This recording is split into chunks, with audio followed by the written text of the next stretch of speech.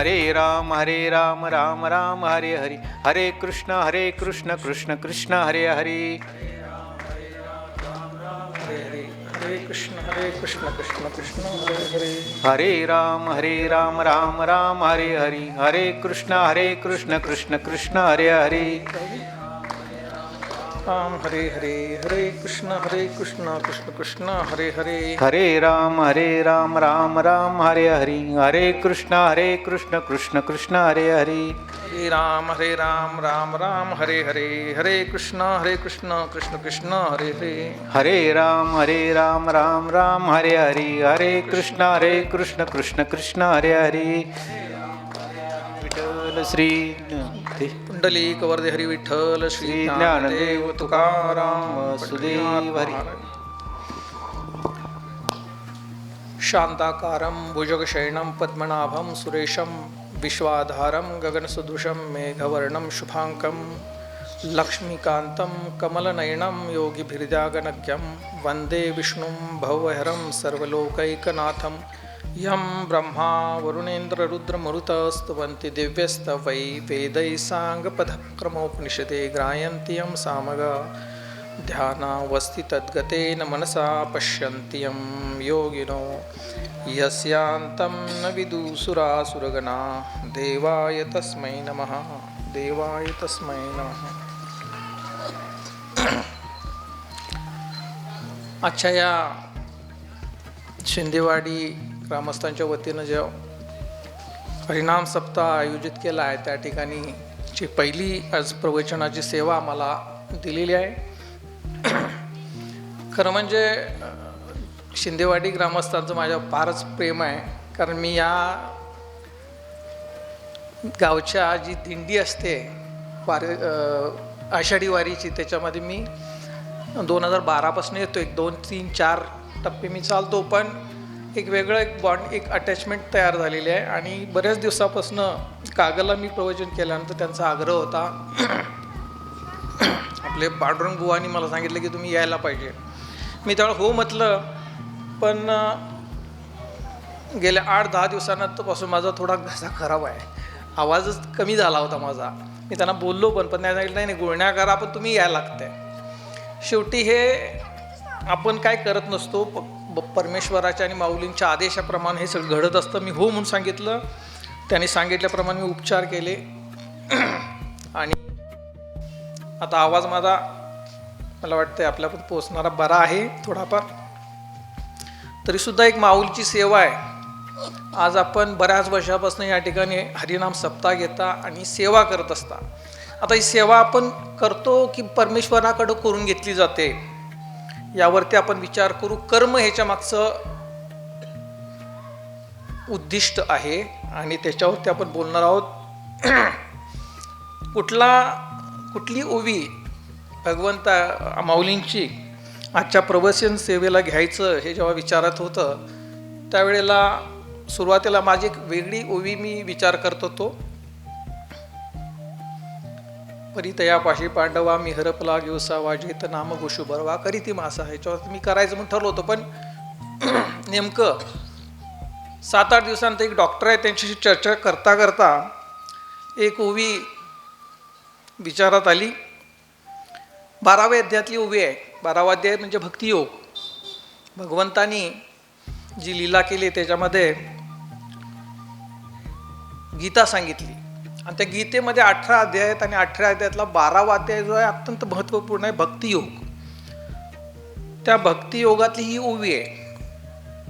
ओवी आहे 117वी 12व्या अध्यायातली. परी मने वाचा देहे जैसा जो व्यापारू होय, परी मने वाचा देहे जैसा जो व्यापारी होय, तो मी कृतू आहे ऐसे नि म्हणे. अत्यंत महत्त्वाचं तत्वज्ञान माऊलीने या ओवीत सांगितलंय. खरं म्हणजे या ज्ञानेश्वरीमध्ये 9000 ओवी आहेत आणि प्रत्येक ओवी जी आहे ही त्याचं चिंतन करावं, मनन करावं आणि शेवटी अनुभूती घ्यावी. आज आपण बघतो की आपल्या इथं बरेच लोकांना पाठांतर फार आहे. मी जेव्हा वारीत जातो त्यावेळेला मुखोद्गत आहे, बरेचसे अभंग आहेत, हरिपाठ मुखोद्गत आहे. पण मुखोद्गत असण्यानं आपलं काम होतंय का हा विषय आहे. आपण पूर्वी बघा, अजूनही इथं असेल, पूर्वी आम्ही लहान असताना आमच्या घरी आमची आजी आई पाणी आणायला जायचे, डोक्यावरनं घागर भरून आणायच्या. डोक्यावरनं पाणी आणलं, त्यांचा घसा कोरडा पडलेला असायचा, अंगातनं घामाच्या झळा यायच्या. डोक्यावर पाणी आहे, घागर भरलेली आहे, पण त्या पाण्याचा एक थेंबही त्यांच्या जर मुखात गेला नाही तर घसा कोरडा राहतो. पाण्याचा उपयोग काय? तहान भागवणं. आपल्या डोक्यावरती पाण्यानं भरलेला घडा आहे, पण घसा कोरडा आहे. तसंच आपली परिस्थिती आहे. आपल्यासमोर माऊलीने दिलेलं एवढं मोठं हंडा आहे, पण त्या हंड्यातले एक दोन थेंब आपण आत घेतो का याचा विचार करणं हे खरं गरजेचं आहे. अनुभूतीचं ज्ञान म्हणतो आपण त्याला. अनुभूती म्हणजे काय? हे अनुभूतीचं ज्ञान हे दुसऱ्यानं सांगून ऐकून येण्यापेक्षा आतून कळायला लागतं. साखर बघा, साखर पहिल्यांदा साखर गोड आहे हे बऱ्याच लोकांनी, आई वडिलांनी आजोबांनी सगळ्यांनी सांगितलं असेल, पण गोड म्हणजे काय आपल्याला माहिती होतं का तेव्हा? पण जेव्हा साखरेचा खडा जिभेवर पडला त्यावेळेला कळलं की हे गोड आहे. ही झाली अनुभूती. किंवा लहान बाळ असते बघा, ते छोटंसं बाळ असं पळत जात असं दिव्याकडं, आपण त्याला म्हणतो हाय हाय, धरू नको हाय, पण ते थांबतं का? परत डोळा चुकून जातं. पण जेव्हा ते त्या ज्योतीला हात लागतो त्याचा आणि त्यावेळेस झटका बसतो, चटका बसतो, त्यावेळेस त्याला कळतं हे हाय. मग परत कधी लावायला जातं का? ते आयुष्यभर मरेपर्यंत कधी त्या आगीच्या नादाला लागत नाही. तसं आहे, एकदा हे ज्ञान झालं, याची अनुभूती झाली की मग आपण परे झालो. फक्त आपण वाचन करतो, मनन करतो. 9विधा भक्ती सांगितली, 9 प्रकारच्या भक्ती आहेत. त्याच्यामध्ये वाचन आहे, ऐकणं. आज आपण हरिपाठ, हरिनाम सप्ताह असतो, श्रवण भक्तीला आपण सगळे येतो, वेळ काढून येतो आपण. आता इथं माऊली आलेत, धारा काढायच्या असतील, जेवणं करायचे असतील, त्यातनं वेळ काढून इथं येऊन एक तासभर प्रवचन सेवा असेल, कीर्तन सेवा ऐकतो. ऐकणं ही भक्ती आहे. तसं वाचन ही भक्ती आहे. डोळ्यानं वाचणं भक्ती आहे, कानानं ऐकणं भक्ती आहे, आपण जे बोलतो, परमेश्वराचं नाम घेतो, ती भक्ती आहे. अशा 9 प्रकारच्या भक्ती आहेत. आणि जेव्हा आपण 9 प्रकारच्या आत्मनिवेदन, चिंतन ही सुद्धा भक्ती आहे. आता आपण ऐकलं आणि उद्या विसरून गेलो. देवाची द्वारी उभा क्षण भरी तेने मुक्तिचारी साधी येईल आपण म्हणतो, पण काय आहे नेमकं? क्षणभर उभारायचं म्हणजे काय? मुक्ती साधायचं म्हणजे काय? 4 मुक्ती साधतील म्हणलेत माऊली. जर तुम्ही एक क्षणभर जरी गेला, म्हणजे एक पाऊल आपण टाकलं तर 2 पाऊलं परमेश्वर आपल्याकडे टाकतो आणि तुम्हाला 4ही मुक्ती मिळतील. आता मोक्ष आणि मुक्ती म्हणजे काय? आपण काय म्हणतो? आम्ही लहान असं म्हणायचं की एकदा मेलो की सुटून जाईल, मुक्ती मिळेल मला, असं मी ऐकलं होतं आणि माझी सुद्धा तीच कल्पना झाली होती. पण माऊलींचं म्हणणं आहे की 4ही मुक्ती ज्या आहेत ना, ह्या तुम्हाला आत्ता याची देही याची डोळा, त्याची अनुभूती घेणं हे गरजेचं आहे.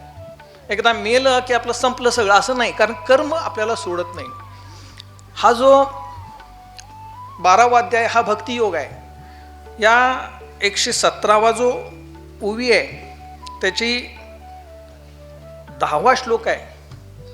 भगवंतानी 10व्या श्लोकामध्ये अर्जुनाला सांगताना सांगितलंय, अभ्यासे अप्यसमर्थोसी मत्कर्म परमो भव. अभ्यासे अप्यसमर्थोसी मत्कर्म परमो भव मदर्तपि कर्माणि कुर्वन्न सिद्धीसे व्यापसी. काय गंमत आहे याची थोडीशी पार्श्वभूमी समजून घेऊ. भगवंतांनी आपल्यावर एवढी मोठी कृपा केली, लीला केला, रामायण घडलं, महाभारत, या शक्ती कथा असतील, आपण म्हणतो जशा बोधकथा, ही बोधकथा सुद्धा असू शकेल, नाही असे नाही घडलेलं पण असेल. पण महाभारत नावाची घटना आपल्या भारतामध्ये घडून गेली, 4-5 हजार वर्षापूर्वी घडली. आपण काय म्हणतो? महाभारत म्हणजे काय? कौरव पांडवांचं भांडणं आहेत, युद्ध आहे, भाऊबंदकी आहे. आपल्याकडे कसं असतं, अगदी त्या बांधावरनं भाऊबंदकी सुरू होते, तशी ती भाऊबंदकी तेव्हा होती. असं सगळ्यांचं एक आपण मत करून घेतलंय. पण तसं आहे का? जेव्हा त्याच्या खोलात जात नाही तोपर्यंत कळत नाही. महाभारत ही एक फार मोठी घटना आहे आणि आपलं महत्भाग्य असं आहे की ही घटना आपल्या या देशात घडलेली आहे आणि त्याच्यामधनं फार मोठी जीवनाचं तत्त्वज्ञान सांगितलं आहे. महाभारत म्हणजे काय? 4 गोष्टी आहेत त्याच्यामध्ये: धर्म, अर्थ, काम आणि मोक्ष. धर्मेच अर्थेच कामेच मोक्षमच भरतर्षभ यदि हस्ती तदन्यत्र यन्य हस्ती तदन्यत्र. म्हणजे ह्या धर्म, अर्थ, मोक्ष आणि काम ह्या 4 ज्या गोष्टी आहेत ह्याच्यापासून सगळं जीवन घडतंय आपलं. आता धर्म म्हणजे काय हे जर विचारलं तर भगवा, हिरवा, निळा आणि कुठला नारंगी, तिरंगी अशा पद्धतीचा एक धर्म असे आपल्या सगळ्यांच्या कल्पना होऊन गेलेल्या आहेत. धर्म असा गुंडळून ठेवला आहे सगळा. पण महाभारतातला जो धर्म आहे त्यांनी सांगितले धर्म म्हणजे काय? धर्म म्हणजे सत्य, अहिंसा, अस्तेय, ब्रह्मचर्य आणि अपरिग्रह या 5 गोष्टींचं पालन करणं म्हणजे धर्म आहे. सत्य बोलणं, हिंसा न करणं, अपरिग्रह म्हणजे सगळं मला पाहिजे म्हणून ठेवायचं. 4 पिढ्यांच्या पुढच्या कशा तयारी करता येतील. खरं म्हणजे आपलं श्वास घेतल्यापासून श्वास जाईपर्यंत हा जो प्रत्येकाला एक भगवंतानी एक ठराविक श्वास दिलेले आहेत. हे एकदा श्वास शेवटचा निघून गेला की आपण आपलं सगळं टाकून निघून जातो. ह्या मसनामध्ये जर आपण एकदा गेलो तर आपल्या 7 बाऱ्यावरती 50 एकर 100 एकर जमीन आहे, 200 एकर जमीन आहे, 5-6 गाडी आहेत गॅरेजला. आणि तो गेला तिथं मध्ये जाताना त्याला तसंच माहिती आहे आपण येता नंगा जाता नंगा. आणि जरी त्याच्या मसनावरती 7 बाराचे उतारे नेऊन ठेवले जाळले तर म्हणून ती काय प्रॉपर्टी जात नाही, त्याला इथंच ठेवून जायचं आहे. पण शेवट पण वाटत असतं की माझी ही प्रॉपर्टी आहे, माझे हे सगळे आप्त आहेत, माझे असं एक वृत्ती होऊन जाते. ईशावासी उपनिषद म्हणून एक उपनिषद आहे, त्याचे पहिल्याच रुचेमध्ये सांगितलं आहे. फार मोठं तत्त्वज्ञान आहे. ह्या आपल्या भारतवर्षामध्ये फार मोठी तत्त्वज्ञान आहेत. एक जरी गोष्ट आपण त्याच्यावरती विचार केला, अनुभूती घेतली तर आपण ह्या सगळ्याच्या परी निघून जाऊ. ईशावासी उपनिषदामध्ये सांगितलं आहे की ही सगळी जी दुनिया आहे ही दुनिया म्हणजे एक प्रकारचं असा शो चाललाय आणि त्या शो मध्ये आपण एक प्रतिनिधी म्हणून येतोय. जसं पिक्चरमध्ये एखादा रोल केला जातो, एक नट अमिताभ बच्चन एका पिक्चरमध्ये डाकू असतो, चोर असतो, दुसऱ्या पिक्चरमध्ये इन्स्पेक्टर असतो. तसं ईशावास्यमिदं सर्वं जगदिदं यत्किंचित जगत्यां जगत तेन त्यक्तेन भुंजितः मा गृध कस्य स्वीतर्म. आपण या पृथ्वीच्या तलावरती जन्म घेतो, जन्माला यायचं, आपला रोल करायचा. पांडुबुवा आपले पांडुरंगबुवा आले, त्यांनी आत्तापर्यंत त्यांना वाटेला कुणी कुठं जन्माला यायचं कुणाच्या हातात आहे का हो, कुणी कधी मरायचं हे कुणाच्या हातात आहे का? सगळं तिथं लिहून पाठवलंय, सगळ्याची स्क्रिप्ट तयार आहे. यायचं करायचं. आज कुत्रे, मांजरं, म्हशी सगळी जनावरं जगतात, त्यांच्या जगण्यात आणि आपल्या जगण्यात काय फरक आहे हा खरं म्हणजे ही गोष्ट. आणि ही गोष्ट संतांच्या चरित्रातनं आपल्याला कळणार आहे. म्हणून अनुभूती घ्यायची संतांची. तर ह्या महाभारतामध्ये ह्या 4 गोष्टी सांगितलीत. आणि ही जी पात्र आहेत महाभारतातली, अनेक पात्र आहेत, पण 30-35 अशी पात्र आहेत की त्या प्रत्येक पात्राचं प्रतिबिंब आपल्या आतमध्ये आहे. दुर्योधन घ्या, दुःशासन घ्या, युधिष्ठिर घ्या, कर्ण घ्या, भीम घ्या, अर्जुन घ्या, हे सगळी जी पात्र आहेत, ही पात्र म्हणजे वृत्ती आहे, चित्तवृत्ती, ती आज पण आपल्या शरीरात आहे. जेव्हा आपण एखाद्याची परोपकार करत असतो त्यावेळेला आपल्यातला तो युधिष्ठिर नावाचं जे तत्व आहे ते जागृत होत असतं. एखाद्या आता ते बीडमध्ये काही घटना घडल्या, देशमुख खून, त्यातला जो आरोपी होते ज्यांनी खून केला त्यांना दुर्योधन आणि दुःशासनाच्या त्यांच्या वृत्ती तीव्र होत्या म्हणून त्यांच्या हातातून ते घडलं. आणि हे सगळ्या पात्रांच्या मध्ये जर आपण बघायला गेलो त्या पात्रांचं सुद्धा आपल्यासमोर एक दृष्टांत. आता महाभारतातली आदर्श माता, आता सगळे इकडं माता भगिनी बसलेत, आदर्श माता कुंती, कुंतीचं काय जीवन होतं आपण कधी विचार केला काय? कुंती ही अतिशय कष्टातनं आणि अत्यंत दुःखातनं आलेली स्त्री आहे. दिसायला ती साधी म्हणजे सामान्य होती. वडिलांनी त्याला ऋषींना दान केलं, ऋषींची सेवा करायला. ऋषींची सेवा अत्यंत मनोभावी केली तिनं. ऋषींनी तिला आशीर्वाद दिले. आशीर्वाद दिल्यानंतर पुढं जाऊन तिचं लग्न केलं कौरवांच्या कुळामध्ये, त्या पांडवांच्या वडिलांशी. पांडवांच्या वडिलांशी लग्न झालं आणि तो होता वीक होता, पंडुरोग सदृश्य रोग त्यानं झाला होता, अत्यंत कृश असा होता. आणि त्याचे मोठे दीर म्हणजे कोण? धृतराष्ट्र. ते आंधळे असल्यामुळं त्या पंडुराजाकडं त्यांचा कारभार होता. मोठा भाऊ समजा आजारी असेल तर आपण काय करतो, तू बघ शितेवाडी, ह्यानं सांभाळायचं, अशा प्रकार सुरू होता. मुलं झाल्यानंतर मुलांच्यात वाद लागले की ही माझ्या वडिलांची खरी म्हणजे प्रॉपर्टी. अशा पद्धतीने सुरू झालं. कुंतीला आणि पंडुराजाला हे राज्य सोडून जायला लागलं जंगलात. जंगलात राहायला लागले. जंगलात त्यांना 5 मुलं झाली आणि 5 मुलांचं संगोपन त्या मातेनं जंगलात सुरू केलं. प्रत्येक मुलगा आपला अत्यंत कर्तृत्ववान व्हायला पाहिजे म्हणून अत्यंत मनापासून त्यांनी मुलांचं संगोपन केलं. आजची परिस्थिती आहे का बघा, आपल्या मुलगा कुठं जातोय, काय करतोय, त्याचे मित्र कोण आहेत हे बघण्याचं खरं कर्तव्य जर काय काम असेल तर ते मातेचं आहे. कुंतीनं शेवटपर्यंत जंगलामध्ये मुलांचं संगोपन केलं. जेव्हा पांडवाचा मृत्यू झाला पंडुराजाचा, त्यावेळेला त्यांना परत बोलवण्यात आलं. मोठे त्यांचे सासरेबू होते, त्यांनी परत बोलवून घेतलं आणि त्यांना सोबत तिथं ठेवलं. पण हे परत राज्य हडपतील म्हणून अतिशय अन्याय अत्याचार व्हायला लागले मुलांवरती.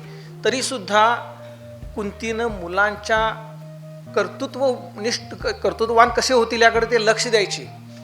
आणि अत्यंत दुःखात तिनं आपलं जन्म व्यतीत केला. पण मुलांच्यावरती संस्कार तिनं कधीही टाळू दिले नाहीत. आजच्या जमान्यातले जर बघितले, सचिन तेंडुलकरच्या आईने फार मोठे त्याग केलेला आहे. गुकेश नावाचा एक 14 वर्षाचा मुलगा आंतरराष्ट्रीय बुद्धिबळपटू झाला. तिच्या आईनं डॉक्टर होती, डॉक्टरकीचं हे सोडून दिलं व्यवसाय आणि पूर्णपणे त्या मुलाच्या, आई आणि वडील दोघंही पूर्णपणे मुलाच्या ते संगोपनाच्या मागं होते. आणि मुलगा आंतरराष्ट्रीय दर्जाचा बुद्धिबळपटू झाला. बुमराची आई ही, त्याचे वडील लवकर वारले, आई मुलाला सांभाळत होती, नोकरी करून सांभाळत होती. मुलगा म्हणत वाटत होती कुठं नोकरी लागावं, कारखान्यात लागावं, काहीतरी व्हावं, कुठल्या कंपनीत लाग म्हणून ती मागं लागायची. पण ह्याला खेळायचा नाद, आई खेळू देत नाही म्हणून ती रात्री उठून तो दगड फेकत बसायचा. आणि त्याच्यातनं नंतर त्या आईच्या लक्षात आलं की याला खेळायची इच्छा आहे, तर तिनं त्याला त्या क्रिकेटसोबत शिकवायला सांगितलं. आणि नंतर तो जगातला सर्वात मोठा यॉर्कर बॉलर झाला. तसं कुंतीचं आहे. आदर्श गुरु होती कर्ण. कर्णाने आपल्या मुलाला सुद्धा विद्या दिली नाही, ती अर्जुनाला दिली. त्यावेळचं राज्य होतं कौरवांचं. सांगत होते की माझ्या मुलांना तू चांगलं शिकवतो. दुर्योधनाला उत्तम योद्धा बनव, तुला काय वाटेल ते देतो, साम दाम दंड भेद, मोठा पगार देतो, नाही केला तर ईडी तुझ्या मागं लावतो, अशा पद्धतीची भीती पण घातली होती तेव्हा. पण त्यांनी नाही म्हटलं की ज्याच्यामध्ये खरोखर जो माझा खरा शिष्य आहे त्या शिष्योत्तमाला म्हणजे अर्जुनाला त्यांनी उत्तम शिष्योत्तम बनवलं. अशा प्रकारची सगळे हे पात्र महाभारतामध्ये आहेत. आणि मग पुढे जाऊन महाभारतामध्ये काय झालं, कौरव आणि पांडवांचं युद्ध होणार होतं. आणि त्या युद्ध प्रसंगाच्या वेळेला श्रीकृष्ण म्हणे मी तुझं सारथ्य करतो, मी लढणार नाही. तरीसुद्धा म्हणे ठीक आहे, तू माझ्यासोबत राहा. आणि सारथ्य करता करता जेव्हा दोन्ही युद्धाचा प्रसंग आला, युद्ध आता सुरू होणार, तेवढा अर्जुनानं बघितलं की समोर कोण आहेत, काका आहेत, आपले आजोबा आहेत, आपले गुरुवर्य आहेत, सगळे भीष्माचार्य आहेत, द्रोणाचार्य आहेत, कृपाचार्य आहेत, असे सगळे हे असताना त्या ह्यांच्याशी लढायचं आणि काय मिळणार, हस्तिनापूरचं राज्य. त्याला एकदम तो डिप्रेशनमध्ये गेला, त्याला काय कळलं ना काय झालं. म्हणजे मी काय लढत नाही कृष्णा, हे घे, मी थांबतो बा, मला हे असलं ह्या लोकांना मारून मला जर मिळत असेल तर त्याच्यापेक्षा मला काही नको, मी अगदी भीक मागून खाईन. या वृत्तीला तो आला. त्यावेळेला भगवंतांनी ती लीला केली आणि ही भगवद्गीता सांगितली. 18 अध्यायामध्ये त्या अर्जुनाचं मतपरिवर्तन करायला पहिला विषाद योग झाला, नंतर कर्मयोग सांगितला, नंतर कर्मसन्यास योग सांगितला. असं करत करत 12व्या अध्यायामध्ये भक्ती सांगितली. पूर्ण ज्ञानेश्वरीमध्ये किंवा या भगवद्गीतेमध्ये कर्म, भक्ती आणि योग या त्या 3 गोष्टीवरती फार मोठा भार दिलेला आहे. आता ही जी गीता आहे, भगवंतांनी जी गीता सांगितली आहे ती आहे संस्कृतमध्ये. त्यावेळच्या लोकांना संस्कृत अजूनही काही कळत नाही. त्यावेळेला कळत नसल्यामुळं माऊलींनी आपल्या सगळ्यांची एवढी मोठी एक कृपा करून ठेवली की त्यांनी याचं ट्रान्सलेशन केलं, मराठीत भाषांतर केलं त्यावेळच्या प्राकृतात. आणि भाषांतर करत असताना नुसतं भाषांतर केलं नाही, तर त्या प्रत्येक ओवीच्या मागचं जे ज्ञान आहे ते ज्ञान त्यांनी त्यांना आतून स्फुरलेलं ज्ञान, त्यातनं ही तयार झालेली ज्ञानेश्वरी आहे. म्हणून तिची अनुभूती घ्यायची. नामदेवांचा एक अभंग आहे, ज्ञानराज माझी योगी यांची माऊली, जेने निगमवल्ली प्रकट केली, गीता अलंकार ज्ञानेश्वरी, ब्रह्मानंद लहरी प्रकटली. आणि काय म्हणतात, नामा म्हणे ग्रंथश्रेष्ठ ज्ञानदेवी, एक तरी ओवी अनुभवावी. मग आता या ओवीचा अनुभव घेणं हे सगळ्यांचं आपलं ध्येय असायला पाहिजे. आपण सगळं वाचू कळू, पण एका तरी ओवीचा अनुभूती आपल्याला कशी मिळेल याच्यासाठी आपण प्रयत्न करत राहायला पाहिजे. कर्म, भक्ती आणि योग या 3 गोष्टी यातले महत्त्वाचे आहेत. ही ओवी जी आहे ही अत्यंत गहन अर्थ लपलेलं आहे. छोटंसं वाटतं, कर्माचं महत्त्व सांगितलंय. आणि सगळं जर बघायला गेलो, सगळं घडलंय कर्मावरती. पहिला अध्यायामध्ये अर्जुनाचा विषय झाला, दुसऱ्या अध्यायामध्ये सांख्य तत्वज्ञान सांगितलं, आणि मग कर्मयोगाचा वरती भर दिला. कर्म हे काय, कर्मसिद्धांत आहे की माणूस जेव्हा जन्माला येतो तो मरेपर्यंत त्याला कर्म सोडत नाही. आपल्याला माहिती आहे की आपण एखादे आग्यामोळ असतो, आग्यामोळ जर उठला तर त्याची ती माशी असते ती पाण्यात गेलं तरी सोडत नाही. तसं कर्म आहे.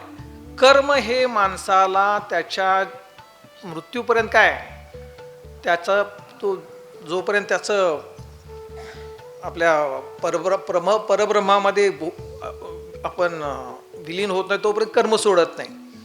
कर्मापासून काय होतं, कर्मापासून त्याचं संचित तयार होतं, संचितापासून प्रारब्ध, आणि प्रारब्धापासून परत त्याचं रिझल्ट म्हणून परत आपल्याला जन्म घ्यायला लागतो.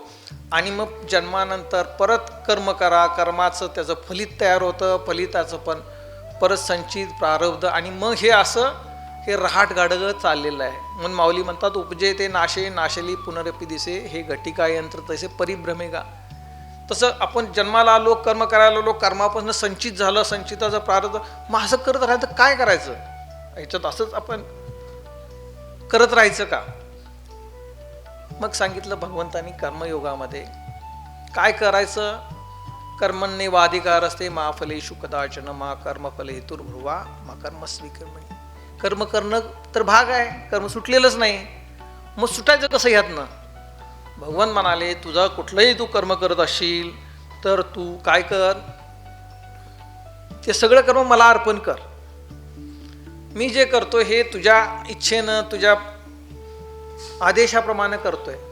हे जेव्हा आपण करायला लागतो त्या कर्माचा दोष आपल्याला लागत नाही आणि त्या कर्माच्या बंधनात आपण बंद होत नाही आणि मग त्यातून हळूहळू आपल्याला सुटायला लागतं. हे खरं म्हणजे भक्ती योग हा अत्यंत सोपा म्हटलं जातं. हे कर्म योगाचं सुद्धा तत्व आहे. भक्ती करणं हे सुद्धा कर्म आहे.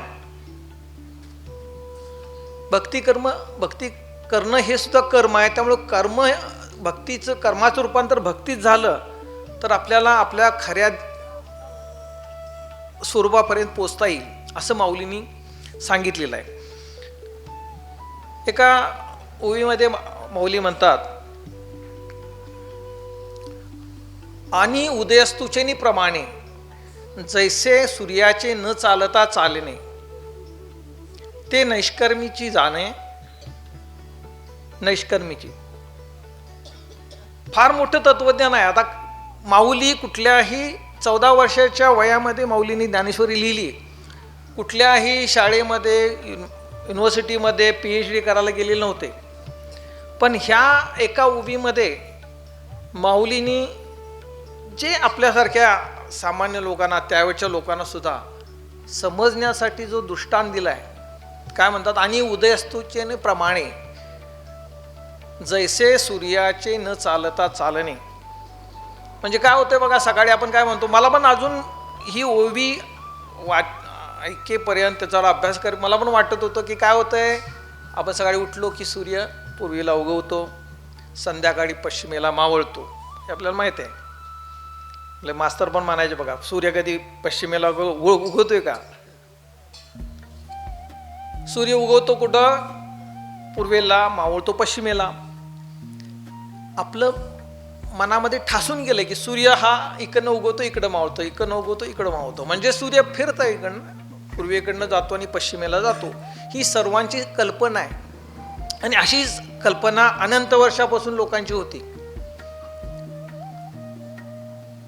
200 वर्षापूर्वी कोपर्निकस नावाच्या एका शास्त्रज्ञाला शोध लागला.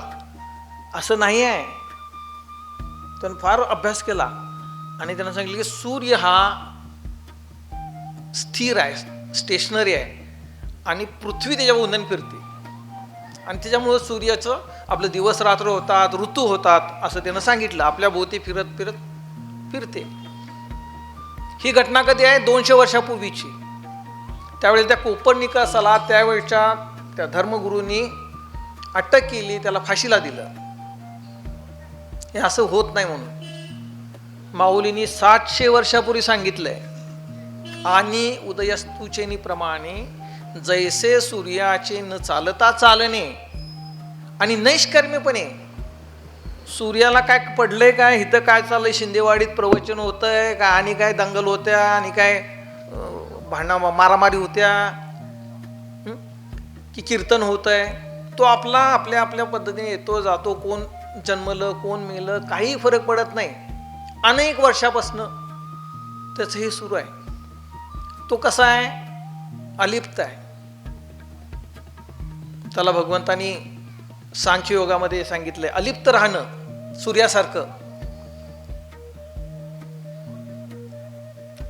सूर्य आता ह्या दिव्याच्या प्रकाशामध्ये चोरी झाली, प्रवचन झालं, काही फरक पडत नाही त्याला.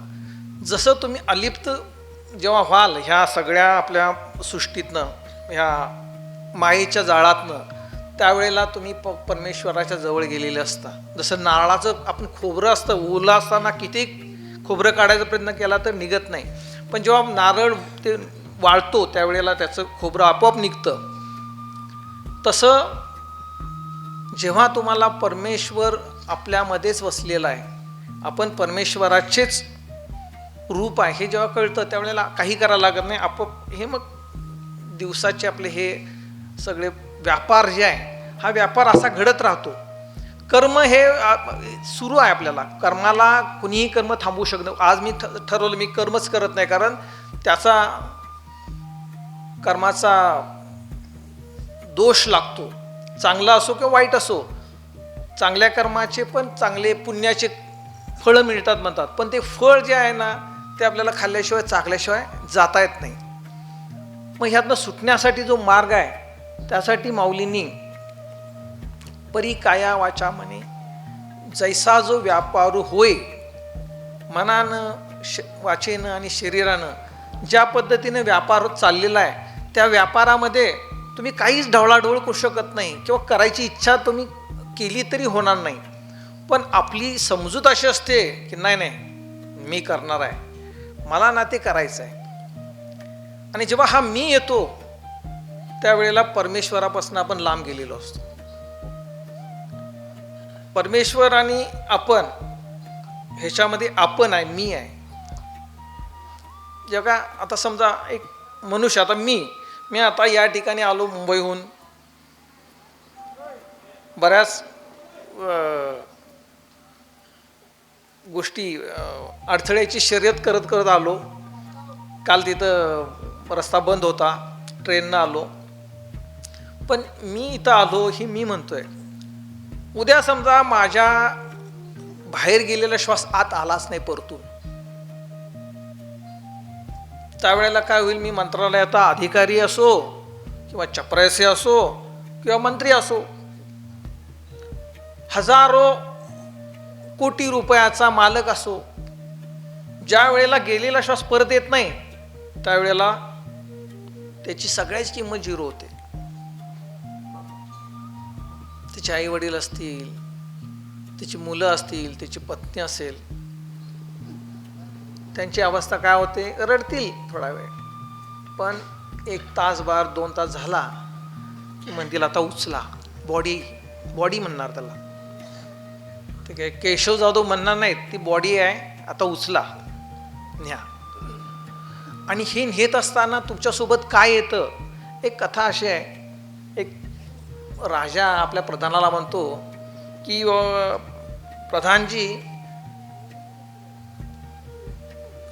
आपलं कुटुंब, कर्म आणि संपत्ती ह्याच्यापैकी आपल्यासोबत काय राहील?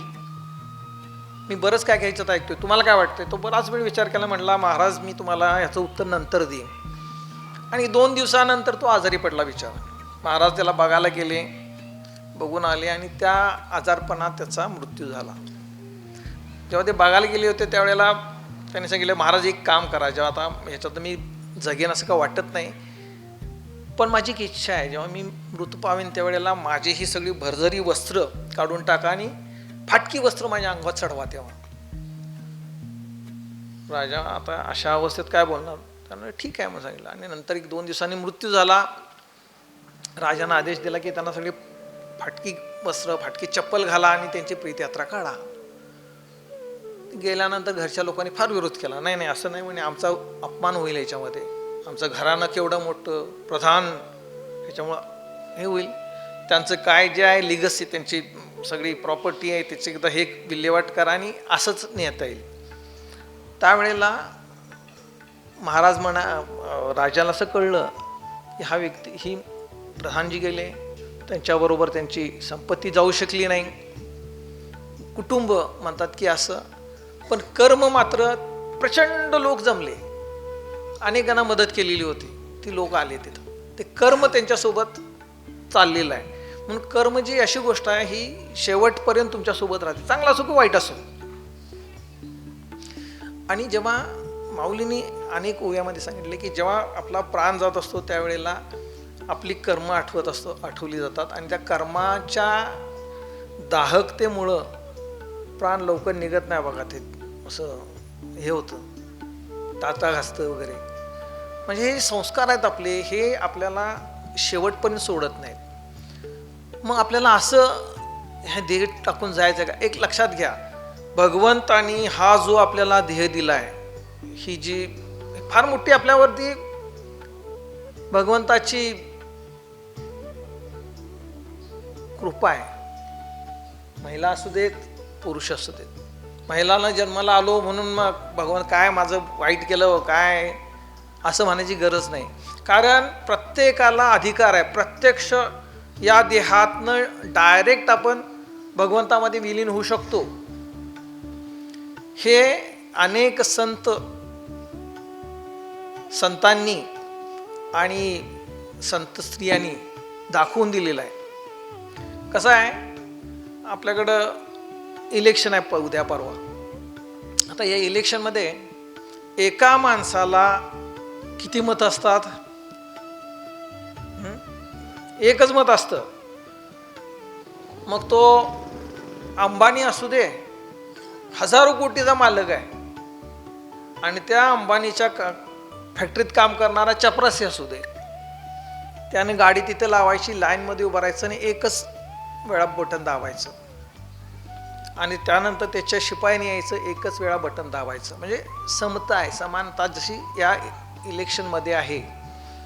मग आता हे एवढं मोठं आपल्याला दिलेलं वरदान आहे इलेक्शनमध्ये, पण त्या संविधानानं ते आपण त्याचा वापर कसा करायचा हे पण महत्त्वाचं आहे.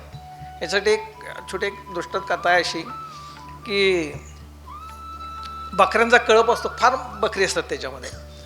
त्या बकऱ्यांच्यामध्ये असे पाठ तिथं पण पडलेले असतात. आपल्याकडे जशा आता पार्टी आहेत, BJP, शिवसेना, काँग्रेस, राष्ट्रवादी, असे त्यांच्यामध्ये पाठ झालेली असतात.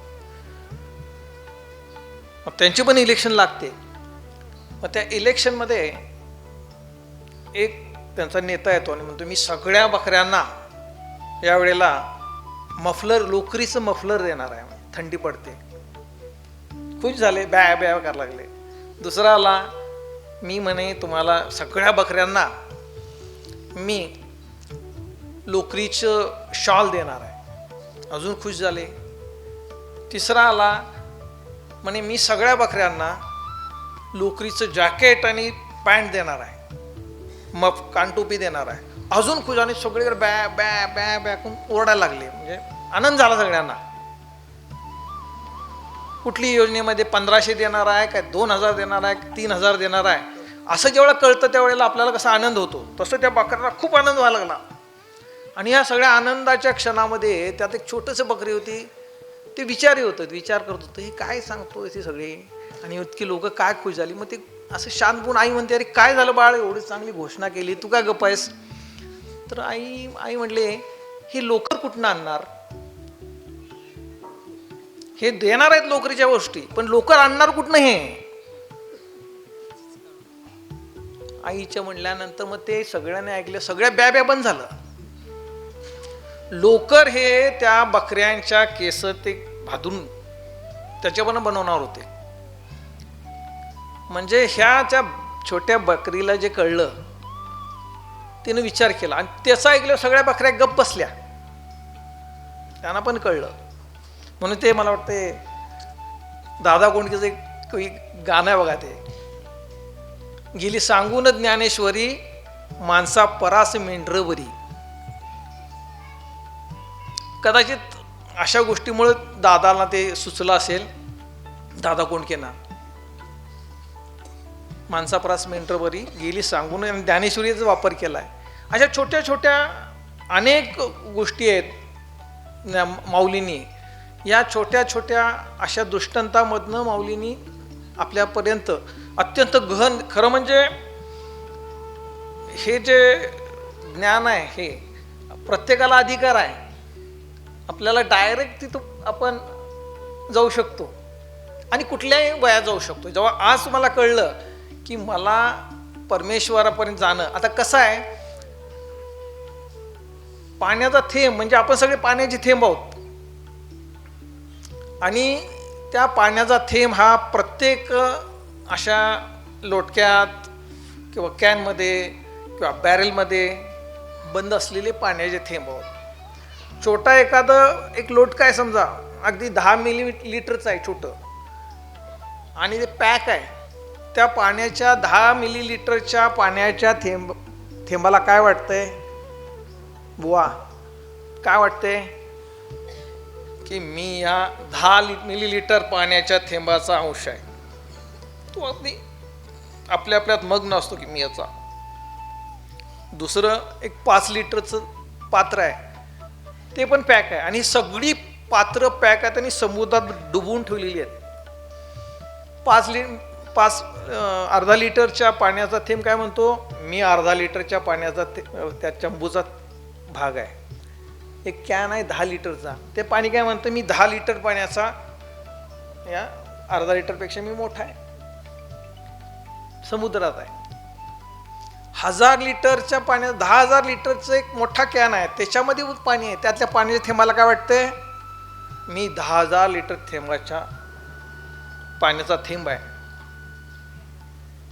मग जेव्हा हे 10 मिलीलिटर पाण्याचं जे पात्र होतं, लोटका आहे समजा, ते पॅक आहे, त्याला छेद केला, छोटंसं होल पडलं किंवा असे तुटलं, ते काय होईल,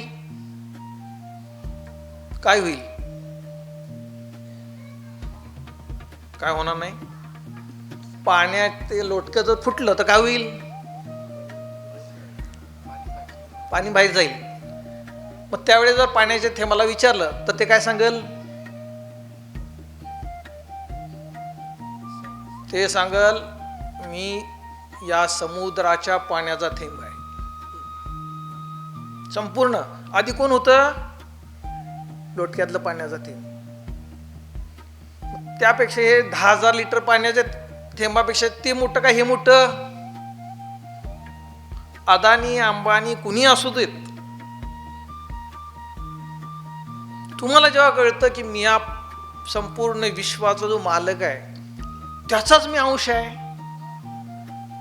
मग अदानी अंबानी मोठं का आपण मोठं, ते व्हायचं आहे जेव्हा. आणि सगळ्यांना सारखी संधी आहे. जसं इलेक्शनमध्ये एक मत आहे ना, तसं आपल्याला परमेश्वराच्या ह्या पूर्ण सागरामध्ये मिसळायचं प्रत्येकाला संधी आहे. म्हणून देवांनाही दुर्लभ असलेला हा मानवी जन्म आहे. संत पण काय म्हणतात, तुकाराम बुवांचं पण अभंग आहे त्याच्यावरती, ते मुक्ती मागत नाहीत. न लगे मुक्ती धनसंपदा, संत संग देई सदा. संतांच्या संगतीत राहून या संपूर्ण आपला हा सागर जे आहे, परमेश्वराचा जे आहे लीला आहे, ह्या लीलेमध्ये मग्न राहायला आवडेल आम्हाला. मुक्ती नको, 4 प्रकारच्या मुक्ती आहेत. हे सगळे संत हे त्यांच्या हयातीमध्ये जीव असेपर्यंत ह्या 4ही मुक्त्यांचा त्यांनी आनंद घेतलेला आहे. सलोकता, समीपता, सायुज्यता, असे स्वरूपता. परमेश्वराचं स्वरूपाचं दर्शन झालं की ती मुक्ती मिळाली. परमेश्वराशी सोबत राहिलो, आज आपण इथं येतोय, ही एक प्रकारची मुक्ती आहे. परमेश्वराच्या समीप राहणं. आता फक्त त्या मंदिरात येऊन 12 तास बसणं अपेक्षित नाही. मग काय अपेक्षित आहे, प्रत्येक काम करत असताना त्याची आठवण ठेवली म्हणजे आपण त्याच्या जवळ आहे, समीप आहे. उपवास तो आहे. आपण काय एक दिवस उपवास संकष्टी करायची, सकाळी खिचडी खायची, हे खायचं आणि आपलं झालं. उपवास म्हणजे परमेश्वराच्या जवळ वास करणे. मग काय कुठं रानात गेलं, वैरणीला गेलं, शानाला गेलं, धाराला गेलं, जेवायला गेलं, कोण ऑफिसला गेलं, हे करत असताना जेव्हा जेव्हा तुम्ही त्याची आठवण ठेवाल, अगदी 24 तास जेव्हा आपल्याला आठवण राहते, त्यावेळेला कुठल्याही कर्माचा दोष आपल्याला लागत नाही. आपलं जे तत्व आहे, आत्मतत्व, हे या कर्माच्या दोषापासून पुसून टाकणं. एकदा पुसलं की मग ते आत्मतत्व आपल्यामध्ये मिसळून जातं. कसं काय, समजा मी परवा आमचं गेट टुगेदर होता 10वीच्या वर्गातल्या मुलांचा, सगळी मुलं आली होती. त्याच्यामध्ये राजू भोसले नावाचा मुलगा होता. आता जवळपास 30-35 वर्ष होऊन गेली होती, मध्ये काही कॉन्टॅक्ट नाही, पण हे आलं. जेव्हा तो भोसले राजू आल्यावर तो आपला आला आणि हे कसं काय की मला मिठी वगैरे मारली. पण माझ्या डोक्यात होतं की नाही, मला त्याची बोलायची इच्छा होत नव्हती. कारण 8वीत असताना आमची भांडणं झाली जोरात, आणि त्यानंतर मी बोलायचं बंद झालो होतो त्याच्यामध्ये. आज तो समोर आल्याबरोबर आता काय तो राजू भोसलेचा होता, 35 वर्ष मध्ये गेली होती. पण मला काय झालं, मला तर आता त्याच्या चित्तावरती तो संस्कार कदाचित राहिला नसेल, पण माझ्या चित्तात होता तो संस्कार उफाळला. आणि म्हटलं हे राजा भोसले म्हणे त्यावेळेला आपण भांडणं झालती, मला मारले, मी मारले त्याला 4, पण त्यानंच पहिल्यांदा कळ काढली. आणि आल्याबरोबर मला ते आठवलं. याचा अर्थ काय, ह्या चित्तावरचे संस्कार आहेत आपले, प्रत्येकाच्या चित्तावरती संस्कार झालेत. हा असा आहे, तो तसा आहे, तो चांगला आहे, तो वाईट आहे. आणि ह्यात एका चित्ताच्या संस्कारापासून आपलं एक मत, एक मन, एक बुद्धी बनत जाते आणि त्याप्रमाणे आपल्याला जागायला लागतं. जसं तुमचं मन बनेल त्याप्रमाणे त्याच्या बुद्धीवरती त्याचा संस्कार अधिकार येतो आणि मग बुद्धीनं मग तो माणूस कुठल्या मार्गाला जायचं. म्हणून आता भगवंताने ह्याच्यात माऊलीने तर सांगितलंय, जो जैसा व्यापार होय, जसं काय चाललंय ते चालू दे, तो मी करतो ऐसे न म्हणे. हे मी करतोय असं म्हणायचं नाही. मग सगळं जर चाललंय भगवंताच्या सांगण्याप्रमाणे, सगळं ते टोटल स्क्रिप्ट तशी आहे म्हणतोय, मग आपण काय करायचं? भगवंतानी सांगितलंय तसं होणारच आहे ना, मग आपला काय उपयोग आहे? काय आपण काय करायचं? कर्माचे सिद्धांतामध्ये कर्म केल्यानंतर संचित प्रारब्ध आणि तिसरे ठेवले भगवंताने क्रियामान. संचित आणि प्रारब्धामुळं आपल्याला माहित आहे आपण कुठं जन्माला जाऊ, आपलं कसं होऊ.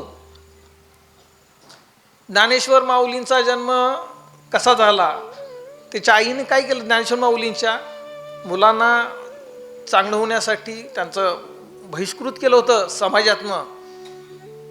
ते वाचवण्यासाठी आई वडिलांनी आत्महत्या करायला लागली. या धर्मगुरूंनी सांगितलं की देहदंड घेतला तर आम्ही मुलांना तुमच्या या प्रवाहात घेऊ. एवढा मोठा त्याग केला आई वडिलांनी. त्या मागाशी राहून गेला संदर्भ. आईनं काय करायला पाहिजे, वडिलांनी मुलांसाठी काय करायला पाहिजे, थोडासा इथून आपला वेगळ्या याच्यावर येऊया. आज आपण आपल्या मुलांना काय शिकवतो, आपल्या मुलांच्याकडनं आपण काय अपेक्षित करतो, याच्यावरती आपण किती विचार करतो हे गरजेचं आहे. मोबाईलमध्ये पिढी वाहत चालली आहे.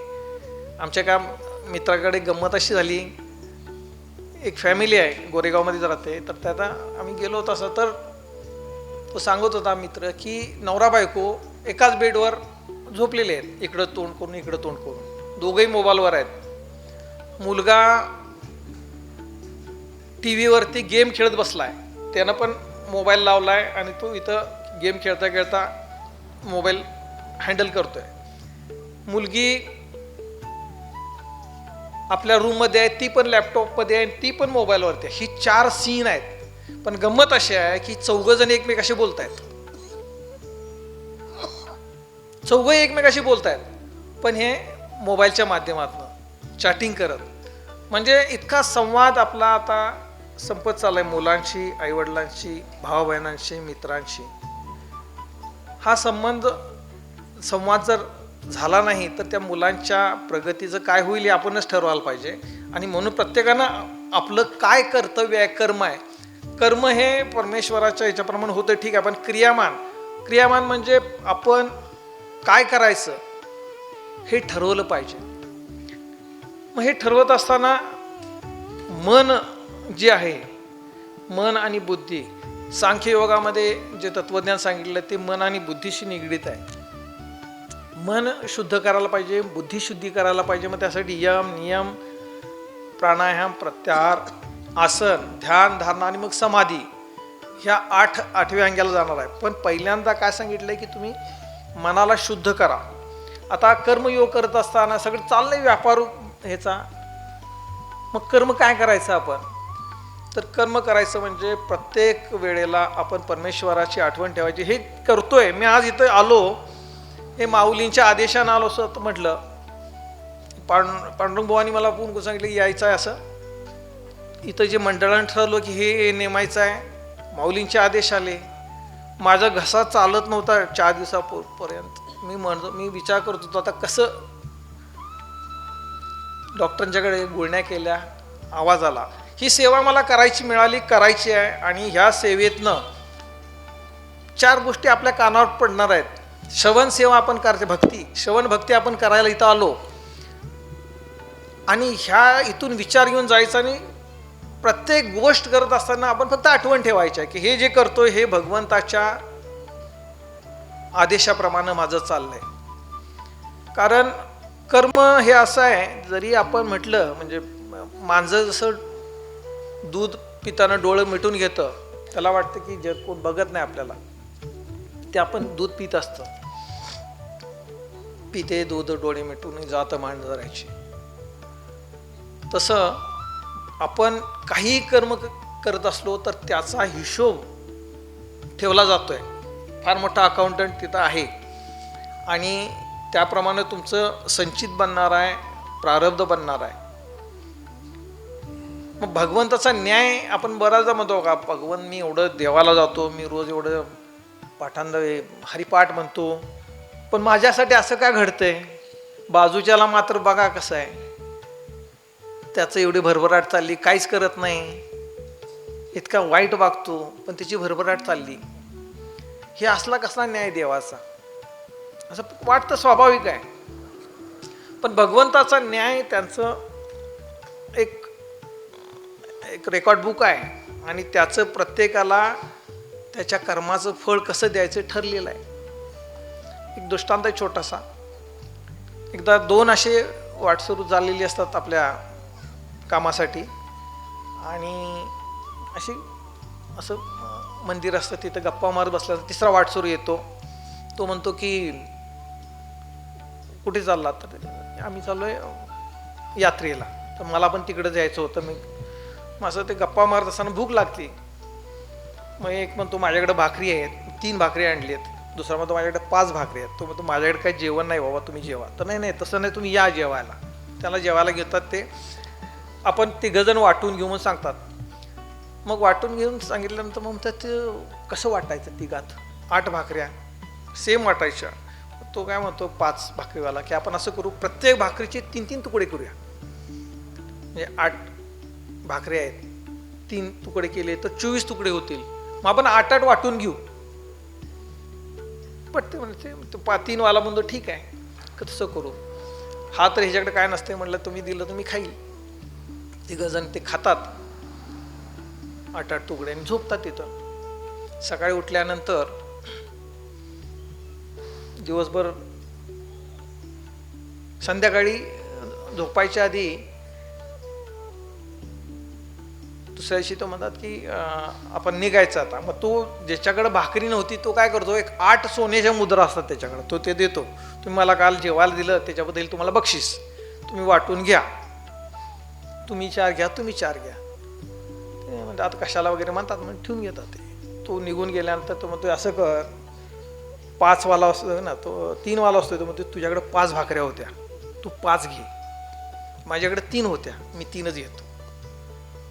तू विचार असं नको म्हणते, आपण सेम करून घेऊ, मला काय नाही, तू 4 घे, मी 4 घेतो. नाही असं नाही म्हणते ते, तू आपण निम्मीच घेऊया. अहो म्हणजे तुमच्याकडे 3 भाकऱ्या होत्या, तुमच्याकडे 5 होत्या, माझ्याकडे 5 होत्या. तो नाही म्हणे तुम्ही 5 घ्या, मला 3 द्या. हा सगळा वाद विकोपाला गेल्यानंतर ते एक पुजारी येतो. पुजारीला म्हणतात हे असं ठरले, तुम्ही सांगा काय करायचं. ते म्हणतात त्याला वाटतं की बरोबर आहे, 2 जण निम्मी घ्यायलात काय वाईट नाही. किंवा ज्याच्याकडे 5 भाकऱ्या होतात त्याला 5 घ्या म्हणतो, ते पण बरोबर आहे. तो कन्फ्युजन मग ठीक आहे म्हणतो माझ्याकडे द्या दोन्ही. तो जातो आणि मंदिरामध्ये पांडुरंगाच्या समोर म्हटलं आता हे कसं न्याय सोडवायचा. आणि तिथंच त्याला डुलकी लागते, झोपतोय तासभर. तर भगवंत तिथं येतात आणि म्हणतात की असं कर, ज्याच्याकडे 5 भाकऱ्या होत्या त्याला 7 मोहरा दे, ज्याच्याकडे 3 भाकरी होत्या त्याला 1च दे. भगवंत हे काय असला कसा न्याय तुमचा? त्यानं 3 भाकरीवाल्यांना पण दिल्याच भाकऱ्या. भगवंत म्हणतात हे बघ, ज्याच्याकडे 3 भाकऱ्या होत्या तुम्ही 3-3 तुकडे केले, 3 भाकरीचे 9 तुकडे झाले. त्या 9 तुकड्यापैकी 8 तुकडे त्यानं स्वतःच खाल्ल्या. 1 पोर भाकरी ती होती, ती त्यानं दिली. 5 वाल्यानं काय केलं, 5 त्रिक 15 झाले त्याचे, त्यापैकी एकच दिले त्यानं आणि 7 दिल्या त्यानं आणि 8च खाल्ले आणि 7 वाटल्या त्यानं 7 वाटलेले आहेत. त्याचा त्याग 7 त्या तुकड्यांचा आहे आणि याचा त्याग 1 तुकड्याचा आहे. त्यामुळं हा योग्य आहे. त्यानं तसं जाऊन ते दिलं, दोघांनाही ते मान्य झालं, निघून गेले. भगवंताचा न्याय जो आहे तो वेगळा आहे. आपण जसं समजतो तसं नाही आहे. आपल्याला वाटतं सहज की अरे मी हे केलं ना, मला ते मिळालं पाहिजे. इथं आपली गडबड होते. मीला जे सांगितलंय कर्मयोग सांगताना सांगितले भगवंतानी, तू कर्म कर, फल्याच्या अपेक्षा ठेवू नको. हे करायचं आहे. गाडी घ्यायची, ह्याला लावायची, वाळूला लावायची, होत राहील. त्याच्यामुळं माझ्या साधनेवरती फरक पडता कामा नये. हे तत्व भगवंतानी सांगितलं आणि त्याप्रमाणे मग हे सगळं जसं घडत जाईल तसं घडवत होणार आहे. भगवंतानी आणि माऊलींनी सुद्धा आपलं खरं स्वरूप काय हे शोधण्यासाठी आपल्याला सगळ्यांना हे फार मोठा व्याप केलेला आहे. खरं म्हणजे माऊली ह्या ज्ञानयोगी होत्या, पण सांगताना माऊलींनी सगळ्या प्रकारचे योग सांगितले. कर्मयोग सांगितला, भक्ती योगा तरी माऊली अत्यंत उच्च पदाला निघून गेल्या. ज्ञानयोगी असताना नाथांच्या पंथातले होते. मच्छिंद्रनाथ, गोरक्षनाथ, गहिनीनाथ, निवृत्तीनाथ आणि ज्ञानेश्वर माऊली. आपल्या गुरुपरंपरेमध्ये त्याचं अभंग आहे. पण ज्ञानमार्गी असून सुद्धा माऊली ह्या भक्ती मार्गामध्ये अत्यंत उच्च पदाला गेल्या आणि त्या भक्ती योगामध्ये त्यांनी अत्यंत छोट्या छोट्या गोष्टीतनं हे आपल्याला सगळं ज्ञान सांगितलंय. त्याच्यामध्ये कर्माचं कसं महत्त्व आहे, भगवंता माऊलीने सांगितलं हे सगळं चाललंय, ह्याच्याकडं तू कसं बघ की हे सगळा हा जो व्यापार चालू आहे कर्माचा, हे फक्त आणि फक्त परमेश्वराच्या इच्छेनं, त्याच्या आदेशानं चालू आहे. पाना भगवंताच्या आदेशाशिवाय पान सुद्धा हलत नाही झाडाचं. मग ह्याच्या मागचं तत्व शोधायचं आहे. आपल्याला कसं कळणार आहे की हे सगळंच भगवंत त्याच्यात सांगितलंय म्हणून आपण मानायचं का? तर तुम्ही तुमच्या हातात जे क्रियामान आहे, क्रियामानाच्या माध्यमातनं सगळ्या प्रत्येक गोष्ट आपण जेव्हा करत असतो ती भगवंताच्या इच्छेनं चालू आहे, भगवंताच्या आदेशानं चालू आहे, हे जेव्हा कळतं त्यावेळेला खऱ्या अर्थानं कळायला लागतं की आपल्या आतमध्ये जे तत्व आहे ते आणि ते एकच आहे. जेव्हा ते आणि हे एक आहे त्यावेळेला भेद राहत नाही. मधली जी मायेचा अत्यंत म्हटलं तर पातळ, म्हटलं तर पोलादी पडदा आहे भगवंताच्या आपल्यामध्ये. आरसा आहे, आरशामध्ये जेव्हा आपण उभं राहतो त्यावेळेला आपलं प्रतिबिंब दिसतं. पण त्या आरशावरती मळ पडले, धुळा पडलाय. तो धुळा जोपर्यंत जात नाही तोपर्यंत आपल्याला आपलं प्रतिबिंब त्या आरशात दिसणार नाही. हे क्रियामानानं काय करायचं आहे, पडकं घेऊन तो पडदा आपल्याला मळ घालवायची आहे आरशावरची. एकदा ती मळ गेली की आपल्याला कळतं का रे प्रत्यक्ष परमेश्वर आणि मी एकच आहे. ही जी हा जो ध्येय आहे हे प्रत्येकाला साध्य करण्याची भगवंतानी संधी दिलेली आहे. फक्त आपण कधी साध्य करायची आणि कशा प्रकारे साध्य करायची. व्यापार तरी सुरू आहे आपला, मग आपलं तत्व आपल्याला माहीत नसल्यामुळं हा सगळा गोंधळ आहे. ह्याच्यामध्ये एक छोटासा आणि दृष्टांत आहे ते देतो आणि आपल्याला थांबूया. आपलं खरं स्वरूप काय आहे ह्याची आपल्याला माहिती नसल्यामुळं आपण हा सगळा व्यापार सुरू आहे. आता आपलं खरं स्वरूप काय आहे ह्याच्यासाठी एक कथा आहे छोटीशी. फार पूर्वीची गोष्ट आहे ही. त्यावेळेला आरसा म्हणजे काय कोणाला माहीत नव्हतं, आरसा ही कन्सेप्ट नव्हती. मग एका त्या गावातल्या मोठ्या वाडा होता, त्या वाड्यामध्ये रंगाचं काम द्यायचं होतं. तर त्याने एका पेंटरला बोलवून कॉन्ट्रॅक्ट दिलं, रंग काढ ह्याच्यामध्ये.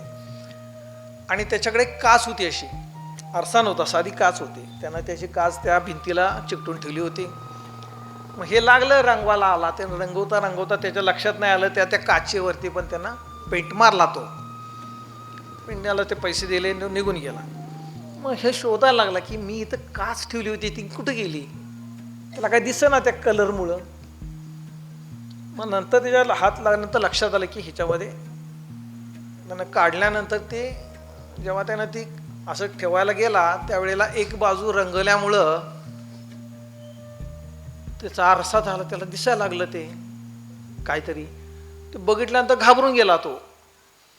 हे तर म्हणजे समोरचं दिसायला पाहिजे, ह्याच्यामध्ये काहीतरी वेगळीच चित्र, काहीतरी वेगळी प्रवृत्ती दिसते, प्रकृती काहीतरी वेगळी दिसते ह्याच्यामध्ये. तो घाबरून गेला. त्यानं ते एका ह्याच्यात बांधलं आणि तो म्हटला ह्याचा तो विल्हेवाट लावायची. त्यानं त्या मुरगुडच्या बाजारात नेऊन ठेवलं त्याला ते विकायला. मग यायचे बघायचे, प्रत्येकजण बघायचं आणि घाबरून निघून जायचं, हे काय तर वेगळं दिसतंय म्हणून.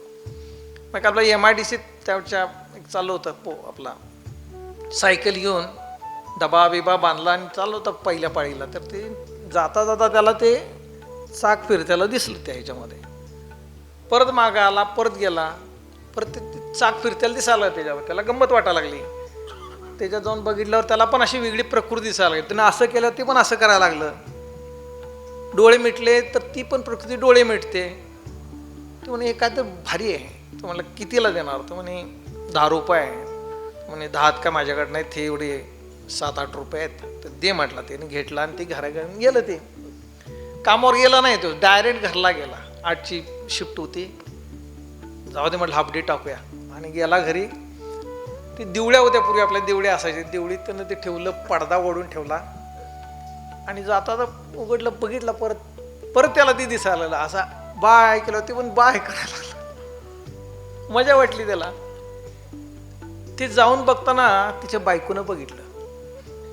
ती म्हटली सकाळी 8चा डबा घेऊन गेलाय, डबा पण तसाच आहे ह्याला, आणि गडला गडबडीत आला, तिथं दिवडीत काय गेला, पडदा काय केला, काय भानगड सांगितलं पण नाही.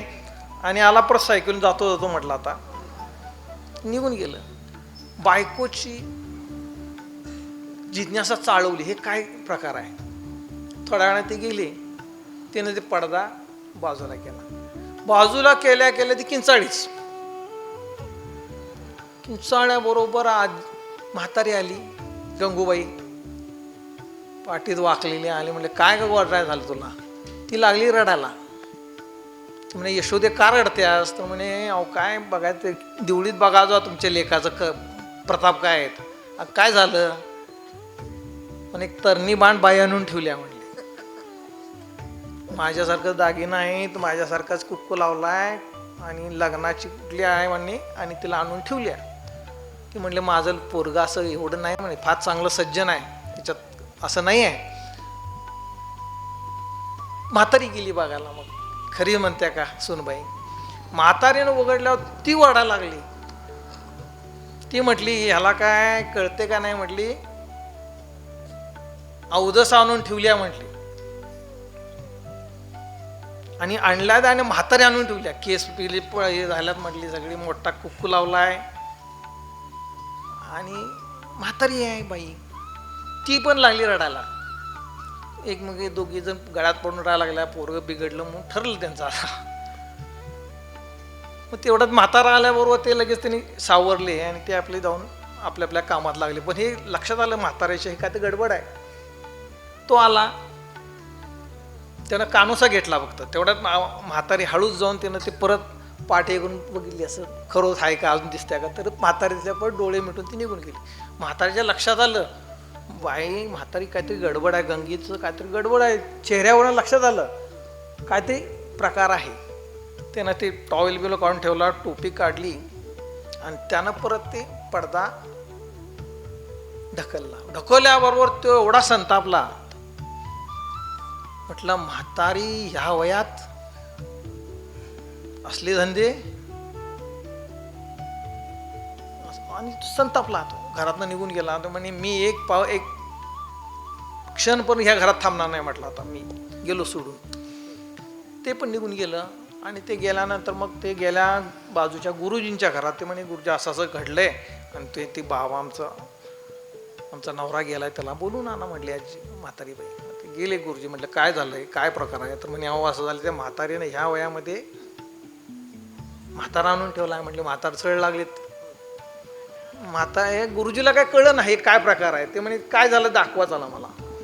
मग गुरुजी त्या गेले, त्यांनी ती देवळी उघडली तर त्यांना पण विचित्र वाटायला लागलं. हे कोणतरी काळाकोट घातलेलं, काळ्या टोपी घातलेलं काहीतरी दिसतंय प्रकार. ते पण गडबडून गेले. पण गुरुजी जरा शहाणे होते. त्यांनी काय केलं, टोपी काढली परत ठेवली. ते तसं केलं त्यानं, पण टोपी काढली परत ठेवली. मग तिने सुनबाईला बोलवलं. सुनबाईकडे त्या दोघांनी असं एकत्र म्हणले, तुला कोण कोण दिसतंय ह्याच्यात? म्हणे गुरुजी तुम्ही दिसताय सा, आणि ती सटवी दिसते म्हटली. म्हणजे ही सटवीच होती खरं.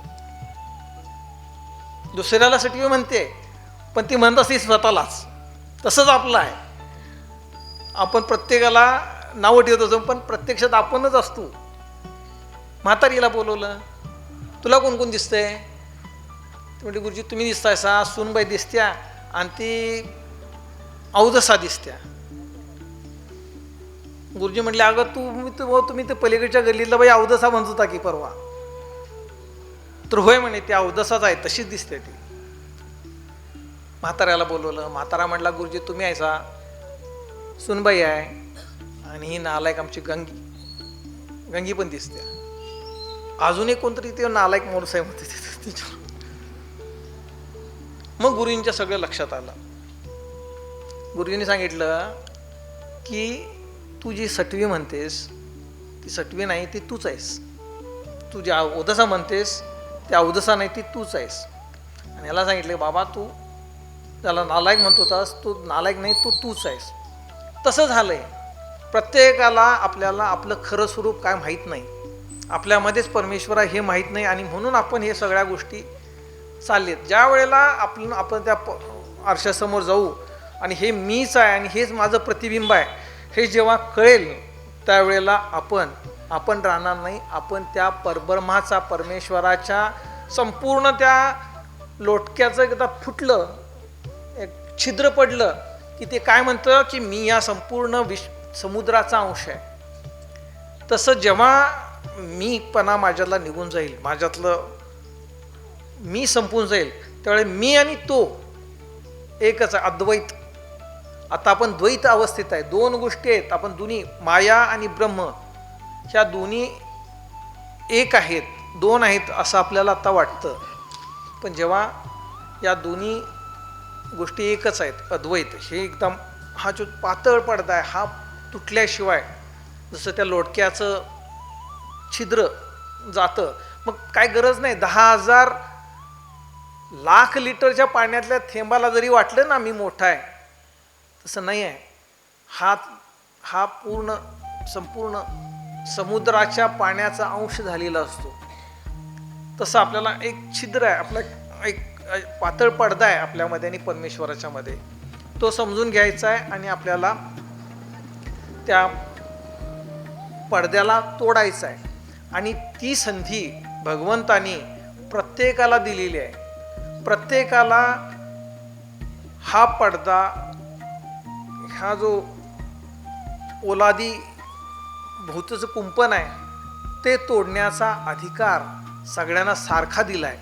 सगळ्यांच्याकडं तो अधिकार सारखा आहे, फक्त कळवून घेण्याची गरज आहे. आणि जसं जनावरांना कळत नाही, माणसाला कळतं. माणसाला माहिती आहे की आपण जनावरासारखं सकाळी उठायचं, जेवण करायचं, कामाला जायचं, रात्री जेवायचं आणि झोपायचं, असं करता येणार नाही. आणि म्हणून भगवंतांच्या या ज्ञानाचं माऊलीने अत्यंत सोप्या भाषेत ज्ञानेश्वरीमध्ये सांगितलंय, हरिपाठामध्ये सांगितलंय. हरिपाठ तर पाठ आहे सगळ्यांना, फक्त त्याचं अनुभूती घ्या, त्याची अनुभूती यायला पाहिजे. एक ओवी घेऊन ते चिंतन मतन, चारी मोक्ष सिद्धी म्हणजे काय आहेत हे जेव्हा आपण कळवून घेऊ, त्यावेळेला आपण प्रत्यक्ष परमेश्वराचं आपलं. नाही तर जोपर्यंत हे होणार नाही तोपर्यंत उपजेते नाशे नाशले पुनरपी देशे हे घटिका यंत्र तैसे परिमहिका, ह्या रहाट गाडग्यात आपण राहणार आहोत. या रहाट गाडग्यातनं बाहेर पडण्यासाठी भगवंताने आपल्याला सोपा मार्ग दिलाय, भक्ती आहे, कर्म आहे आणि ध्यान योग पण आहे, पण तो आपल्याला पसणारा नाही आहे. आपण आपलं भक्ती आणि कर्माच्या माध्यमातनं भगवंताच्या आपण पोचायचं. ही शिडी आहे, हा एक ब्रिज करून ठेवलेला आहे आणि हे ब्रिज संतांनी सांगितलेलं आहे आणि ह्या संतांचं जे सांगणं आहे हे आपल्यासारखी लोक येऊन इथं सांगतात. 4 गोष्टी संतांच्याकडनं ऐकायचं, जे आपल्याला कळले पटले ते तुम्हाला सांगायचं. ह्यातलं किती ऐकायचं, किती आत घ्यायचं, नाही तर मग इथं बसून म्हणजे उपवास किंवा भगवंताची बरोबर तादात्म्य पावणं, वास पावणं म्हणजे काय, इथं यायचं, बसायचं आणि चित्त मात्र आज म्हशीनं अर्धा लिटर दूध कमी दिलं, का दिलं ते, किंवा तो आज माधू असं काय बोलला, त्याला बघून घेतो. इथं सगळं चित्त असतं, त्यानं साधणार नाही. मग हे जाऊन कर्मठपणा झाला. इथं यायचं. आता आम्ही वारीला जातो, नाना आहे त्यावेळेला एक फार चांगलं एक तिच्यामध्ये झालं आहे की भगवंताचं नाम गोडी करत करत भजन करत जाऊ, भजन करत जाऊ, गात जाऊ गात जाऊ, एक असं भजन आहे. तर नाना म्हणायचा खात जाऊ खात जाऊ. म्हणजे आता यायचं वारीला म्हणजे कशासाठी यायचं हे प्रत्येकाचं ठरलंय. 2:30-3ला उठून ती जातात, चालायला जाणारे वेगळा ग्रुप असतो. ही फार म्हणजे मॅनेजमेंटचं फार मोठी हे आहे, ते बघायला गेलो होतो मी. एक ग्रुप जातो, अर्ध्या तासात तंबू उभा करतात, ते सगळे साफसफाई करून तासाभरात. काही माऊली जाऊन ते जेवणाच्या यायला लागतात, भांडी धुवून ते सगळं करायचं असतं. आणि हे करत असताना मग करायचं हे काय, एक पिकनिक म्हणून जायचं आहे का, की ह्यातनं काय घ्यायला जायचं आहे, हे कळणं गरजेचं आहे. आणि हे जर कळलं नाही तर मग हे रहाटगाड्यात उपजेते, नाशी नाशेली पुनरपी जाते, झोपायचं, उठायचं, परत जेवण करायचं, परत रात्री झोपायचं आणि असं करत करत एक दिवस मसनात जायचं आहे. तर शेवटचा श्वास मसनात जाईपर्यंत आपल्याला काही अवधी असतो. त्या अवधीमध्ये आपण काय करायला पाहिजे हे संतांनी जे सांगितले ते इथे येऊन काही लोक असे सांगत असतात. तर मी काय हबप आणि आता ते लिहितात, मी काय तसं नाही आहे. सगळेच आपण जो हरीचं पारायण करतो, भक्त करतो, तो हबप असतो. आणि जे काय 4 गोष्टी समजल्या, कळल्या, ते सांगत असेल. काही सांगताना काही थोडा ट्रॅक वेगळा गेला असेल, काही इरिलिव्हंट असंबंध पद्धतीचं बोलणं पण झालं असेल, होऊ शकतंय. कारण ती माझी तेवढी कुवत आहे, माझी त्या मतीप्रमाणे मी सांगायचा प्रयत्न केला आहे. पण सार हे माऊलींचं आहे की त्यांनी सांगितलं की आपल्याला हे कर्म करत असताना, कर्म सुटलेलं नाही, कर्म करायचं आहे. आणि कर्म करत असताना मी करत नाही, परमेश्वर माझ्याकडनं करून घेतो. करता धरता तो आहे आणि त्याच्या आदेशानं, त्याच्या इच्छेनं सगळं चाललं आहे. तर मी सुद्धा त्याच्या इच्छेनं चाललेलो आहे. मी कधी जन्माला यायचं आणि मी कधी जायचं आपल्या हातात नाही आहे. मी म्हणतो मी आता पुढच्या वर्षी मोठा बंगला बांधणार आहे, मी आता पुढचं मला प्रमोशन झालं की मी अमुक अमुक गाडी घेणार आहे, पण माहीत नाही पुढच्या क्षणी काय होणार आहे. 1000 कोटीचे मालक ते सुद्धा वशिलेनं वाढू शकत नाहीत. तर अशा पद्धतीनं भगवंतांची हे आज जी सेवा मला दिलेली आहे ती मी माझ्या पद्धतीनं करण्याचा प्रयत्न केला. आता या ठिकाणी थांबू. पुंडलिक वरद हरी विठ्ठल श्री ज्ञानदेव तुकाराम. आता विश्वात्मके देवे येणे भाग्यज्ञे तोषावे, तोषो निमज द्यावे पसाय दानहे. जे खळांची व्यंकटी सांडो, तया सत्कर्मी रती वाढो. भूता परस्परे पडो मैत्री जीवांचे. तिमिर जाहो विश्वस्वधर्म सूर्य पाहो, तो तेला हो प्राणी जात. वर्षत सकल मंगली मांदिया, अनवर्थ भूमंडळी भेट तुझू. आरव चेतना चिंतामणीचे गाव, बोलते जे अर्णव पियुषांचे. मे जे अलांछन मातंड जे तापहीन, ते सर्व ही सदा सज्जन सोय रे होतो. किंबहुना सर्व सुखी पूर्ण हो नीतीही लोकी, वजिरो आदिपुरुषी खंडित. आणि ग्रंथोपजीवे दुष्टादुष्टी होवे. म्हणे श्री विश्वेश्वराव हा होईल दान पसाव. येणेवरी ज्ञान देव सुखिया झाला, येणेवरी ज्ञान देव सुखिया झाला, येणेवरी ज्ञान देव सुखिया झाला.